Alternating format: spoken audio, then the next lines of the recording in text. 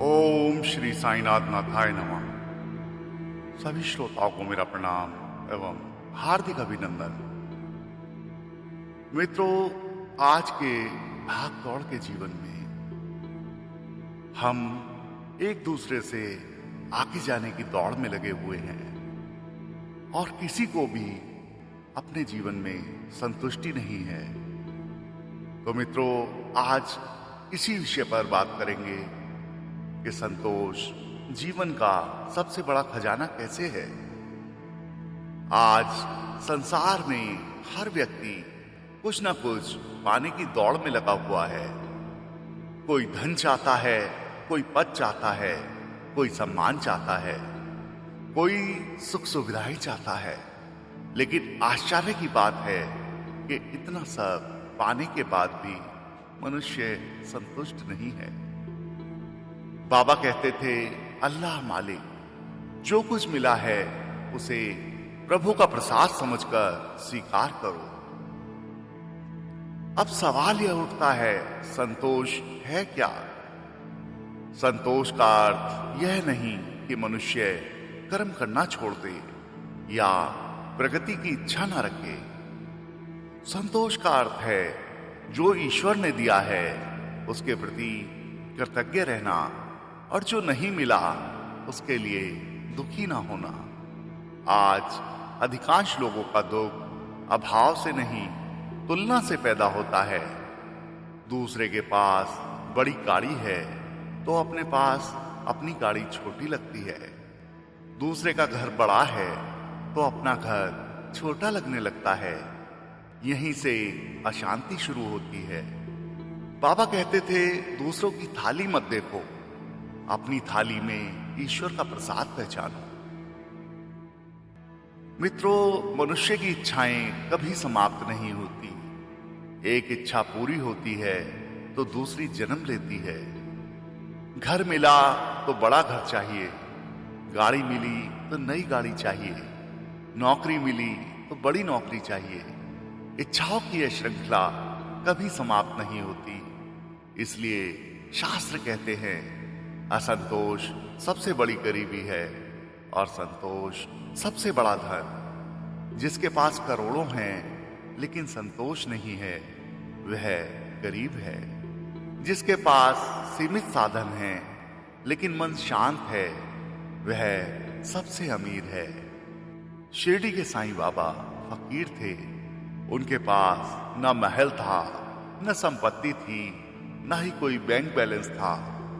फिर भी लाखों लोग उनके चरणों में आते थे, क्योंकि बाबा के पास संसार का सबसे बड़ा खजाना था, संतोष। बाबा भिक्षा मांगकर खाते थे, जो मिला उसे प्रसाद मानकर स्वीकार कर लिया। कभी शिकायत नहीं की, कभी मांग नहीं रखी। यही कारण था उनका चेहरा हमेशा दिव्य आनंद से भरा रहता था। मित्रों, संतोष और कृतज्ञता में गहरा संबंध है। जहां कृतज्ञता है वहां संतोष है, जहां शिकायत है वहां असंतोष है। सुबह उठते ही यदि हम यह सोचें, हे साईं, आपने मुझे जीवन दिया, परिवार दिया, भोजन दिया, सांसें दी, तो मन प्रसन्न हो जाएगा। लेकिन यदि हम यह सोचें, मेरे पास यह नहीं है, वह नहीं है, तो दुख बढ़ जाएगा। इसलिए प्रतिदिन भगवान का धन्यवाद करना सीखिए। आज सोशल मीडिया के युग में तुलना बहुत बढ़ गई है। लोग दूसरों की सफलता देखते हैं लेकिन उनका संघर्ष नहीं देखते। दूसरों की मुस्कान देखते हैं लेकिन उनके आंसू नहीं देखते। फिर अपने जीवन को छोटा समझने लगते हैं। याद रखिए, ईश्वर ने प्रत्येक व्यक्ति की यात्रा अलग बनाई है। बाबा कहते थे, हर किसी को उसके कर्मों के अनुसार मिलता है। इसलिए तुलना छोड़िए और अपने जीवन पर ध्यान दीजिए। मित्रों, संतोष का अर्थ आलस्य नहीं। कई लोग सोचते हैं कि संतोष का मतलब है कुछ ना करना, लेकिन नहीं। संतोष का अर्थ है पूरी मेहनत करो लेकिन परिणाम को ईश्वर पर छोड़ दो। यही साईं बाबा की शिक्षा है। श्रद्धा और सबूरी।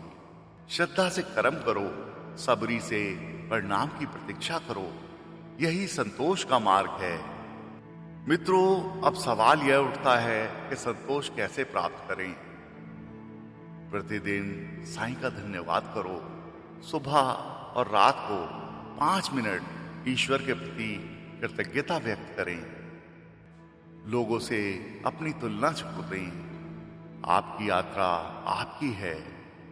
जरूरत और लालच का अंतर समझें। जरूरतें सीमित होती हैं, लालच असीमित होता है। लोगों की सेवा करें। जब आप किसी दुखी की सहायता करते हैं तो अपना दुख छोटा लगने लगता है। श्रद्धा और सबूरी अपनाएं। ईश्वर के समय पर विश्वास रखें।